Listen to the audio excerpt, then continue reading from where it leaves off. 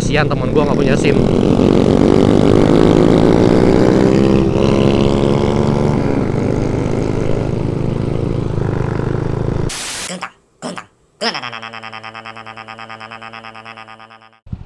Hello guys, welcome to Can Moto Vlog. Yeah. Anjas. Bagus, bagus. Kuning bagus. Kuning bagus. Bagus. Itu belakang cowoknya kayak. Tadi San Moto Vlog, kita habis dari San Mori dan ketemu tadi spotted sama subscriber sekaligus motovlogger juga, si Mbah Motovlog anjas. Sama ada subscriber juga, dia pakai INK CL Max, terus ada spoilernya cakep banget anjir, spoiler X14. Pengen nih CL Max gua kasih spoiler, cuman setiap gua tanya ada apa enggak, mesti nggak ada stoknya spoilernya. Aduh, ya sudah lah ya.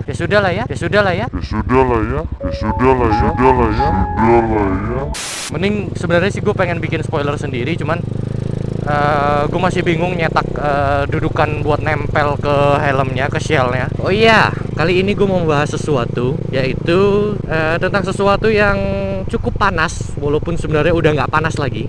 Ini tentang postingannya Bang Ical di Instagram. Jadi itu isinya foto, ada tulisannya itu, mending mana, nggak punya SIM tapi safety, atau punya SIM tapi bawa motornya sebleng. Sebleng itu apa? Ya bisa dikatakan nggak safety lah ya, bawa motornya nggak safety. Nah ini sebenarnya kalau untuk versi motovlognya itu sudah pernah dibahas sama Tara Motobikes. Cuman di sini gue juga tertarik untuk membahas karena gue punya pendapat gue sendiri gitu tentang statement ini. Jadi langsung aja kita ke kasus yang A, kasus pertama, yaitu nggak punya SIM tapi dia safety riding. Nah sekarang safety riding itu yang dimaksudkan dengan safety riding itu kayak gimana? Kalau bagi gua, safety riding itu adalah kita naik motor dengan attitude yang sopan dan dengan kelengkapan yang lengkap juga ya. Dari sisi riding gear dan kelengkapan motornya juga. Itulah yang gue bilang sebagai safety riding. Lengkapnya kayak gimana bang? Riding gear lengkap, misalnya contoh pakai jaket, sepatu, helm full face atau half face, SNI, ya pokoknya lengkap, semuanya dipakai gitu. Untuk kelengkapan motor, spion ada, kanan kiri lampu nyala gitu kan ya. Terus tidak melanggar juga gitu kan. Oh iya, satu lagi, selain attitude yang baik saat kita berkendara, kita juga harus tidak melanggar pada saat kita berkendara.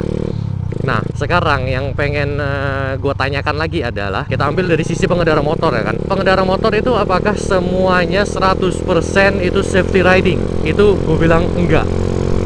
Nggak mungkin ada orang yang 100% benar-benar safety riding setiap hari. Apalagi kalau di situ posisinya dia nggak punya SIM ya kan. Entah itu dia belum bikin atau memang belum cukup umur ya. Nah lah kok bisa gitu? Maksud abang apaan? 100% nggak safety, semua orang nggak mungkin 100% nggak safety. 100% safety maksudnya. Nah maksud gue itu adalah orang itu setiap harinya pasti bakalan khilaf, lupa kalau dia melakukan kesalahan ya kan. Termasuk juga oknum-oknum polisi ya kan, terus pejabat. Kita sering menemukan pejabat masuk jalur busway ya kan. Terus apalagi masyarakat pun, para bikers pun, para anak-anak komunitas atau klub pun yang katanya pada safety riding ya kan. Terus apalagi motovlogger pun termasuk. Motovlogger emang nggak safety apanya bang? Gini, kalau misalnya kalian ngelihat videonya motovlogger, para motovlogger ya, salah satu di antara kami, termasuk gua di sini, itu apakah mereka selalu memakai glove ya kan? Walaupun mereka selalu pakai helm, ya jelas lah mereka mau naruh kamera di mana ya kan? Apakah mereka selalu memakai sepatu? Ya kan, ini kebetulan gue nggak pakai sepatu. Apakah mereka selalu memakai celana panjang gitu kan? Termasuk gue, kadang gue nggak pakai celana panjang ya kan. Terus apakah mereka selalu mematuhi peraturan lalu lintas? Kita sekarang suka menemukan motovlogger yang suka speeding ya kan, termasuk gue juga suka speeding kadang-kadang. Terus cornering, apalagi itu, gua suka banget cornering. Terus yang paling sering dilanggar oleh para motovlogger itu adalah marka jalan. Marka jalan itu paling sering banget gua temui para motovlogger itu melanggar. Gua juga termasuk. Tapi mereka khilaf. nggak sengaja kayak melanggar marka jalan gitu kan. Kadang kita nggak sadar kan untuk melanggar marka jalan, untuk patuh terhadap marka jalan. Nah, di sini kasusnya adalah orang aja pasti bakalan melanggar gitu. Orang aja nggak mungkin 100% safety riding, apalagi kalau nggak punya SIM gitu. SIM itu penting, Pak. Walaupun sebenarnya SIM itu sudah bisa dibilang jauh dari kodratnya, sudah melanggar tujuan utamanya. Tujuan utamanya SIM itu kan untuk tanda bahwa seseorang itu pantas atau tidak mengendarai kendaraan bermotor, ya kan? Makanya kan ada ujiannya kan, ujian tes SIM kan, buat ngelihat nih orang pantas atau enggak bawa kendaraan bermotor gitu kan, apapun. Ya kan, disitulah yang gue bilang sudah melanggar kodratnya, sudah di luar kodratnya. Itu kenapa? Karena sekarang SIM sudah bisa ditembak. Orang sekarang udah dengan gampangnya, dengan cara mengeluarkan uang yang ya lumayan jumlahnya ya, itu sudah dapat SIM ya, tanpa harus ujian gitu loh, ya kan. SIM itu sekarang tujuannya buat apa dong? Sekarang SIM itu adalah alat pamer. Iya, gue bilang alat pamer. Kenapa? Karena waktu saat kita dirazia, kena razia polisi gitu kan, kita kan pamer SIM. Nih Pak, saya punya SIM. Anjay. Ya gitu kan. Apalagi kalau misalnya amit-amit kita ditabrak ya, atau menabrak, pasti yang ditanya, yang duluan ditanya itu adalah SIM. Mas, SIM-nya mana? Gitu kan. Kalau kita nggak bisa nunjukin SIM, kita bakalan salah walaupun sebenarnya kita yang benar. Contohnya, kita ditabrak orang dari belakang dan dari situ otomatis yang nabrak itu pasti salah ya kan. Dimana-mana yang nabrak pasti salah. Nah, sekarang kalau misalnya kita ditanya, Mas, SIM-nya mana? Kita nggak bisa nunjukin, atau mungkin kita mau ngasih alasan lain. Ada, saya punya SIM tapi nggak bawa. Sekarang lo disuruh ngambil. Oh, rumah saya jauh Pak, nggak apa-apa, saya anterin. Oh, mau ngapain lo? Lo nggak punya alasan buat nggak bawa SIM, nggak apa SIM-nya ketinggalan apa segala macam, itu bukan alasan. Ya nggak punya SIM ya udah nggak punya SIM aja. Karena bohong lama-lama pasti bakal ketahuan juga, ya kan? Nah, kalau misalnya di situ lo nggak punya SIM, otomatis lo yang salah walaupun lo yang ditabrak. Gitu. Kenapa? Karena dianggap dia tidak pantas untuk mengendarai kendaraan bermotor. Gitu kan ya. Nah, dari situlah kenapa SIM itu penting. Nggak cuma safety riding aja yang penting, SIM itu juga penting gitu loh. Terus kita langsung ke statement yang kedua, ke kasus yang kedua. Punya SIM tapi ugal-ugalan.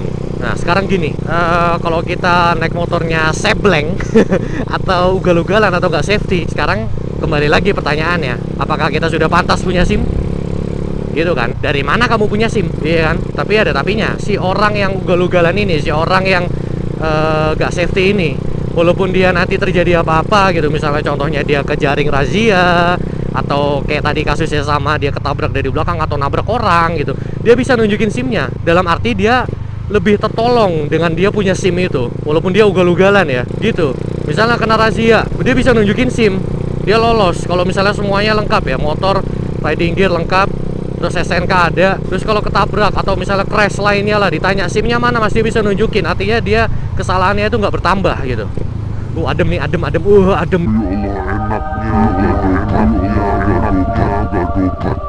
Nah gitu, SIM itu penting, tapi safety riding juga penting, ya kan, untuk menghindari hal-hal yang tidak diinginkan, kayak crash or segala macem yang berhubungan gitu ya. Jadi pada intinya itu adalah gua sama-sama memihak. Gua memihak kepada safety riding, gua juga memihak kepada yang memiliki SIM. Jadi menurut gua dua-duanya itu sama-sama penting. Dua-duanya itu sama-sama harus dimiliki oleh seorang bikers, oleh seorang pengendara motor gitu. Kalau nggak punya SIM sama aja bohong. Tapi kalau punya SIM tapi ugal-ugalan sama aja juga bohong. Ngapain punya SIM gitu kan? Nah, jadi kalau misalnya gue ditanya seperti itu, gue bakalan jawab mending safety tapi punya SIM.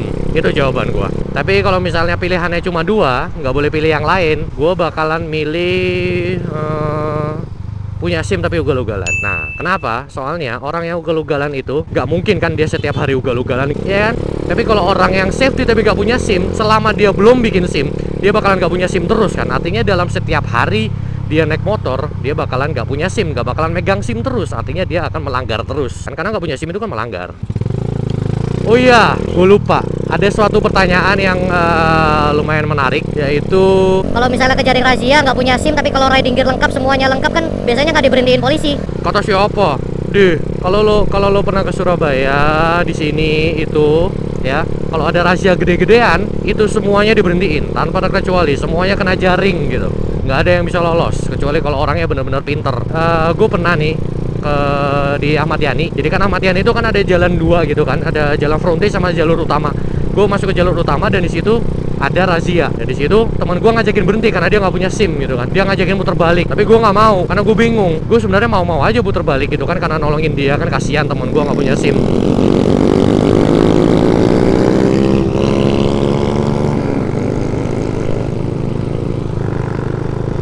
Ya, jadi gitu, dia kan gak punya SIM, dia ngajakin muter balik, tiba-tiba gue disamperin sama Intel.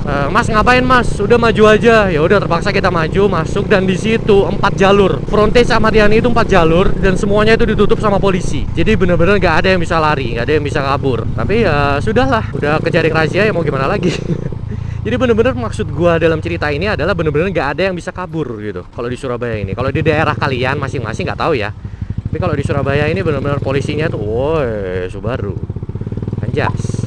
Kalau di Surabaya ini benar-benar ya polisinya lumayan ini ya, lumayan ketat gitu loh. Jadi statement orang yang bilang kalau misalnya lengkap itu nggak bakalan diberhentiin polisi, menurut gua enggak, lo salah. Lo salah dalam arti tergantung kondisinya, tergantung razianya. Apakah lo berhasil lolos atau enggak, ya kan? Siapa tahu aja lo kebetulan nggak dilihat sama polisinya gitu, atau kebetulan polisinya sedang menangani orang-orang yang ditilang yang lain, makanya lo nggak diberhentiin gitu. By the way, thank you banget buat Bang Ical telah mengizinkan gua untuk membahas topik ini. And kalau gitu gua tutup aja guys.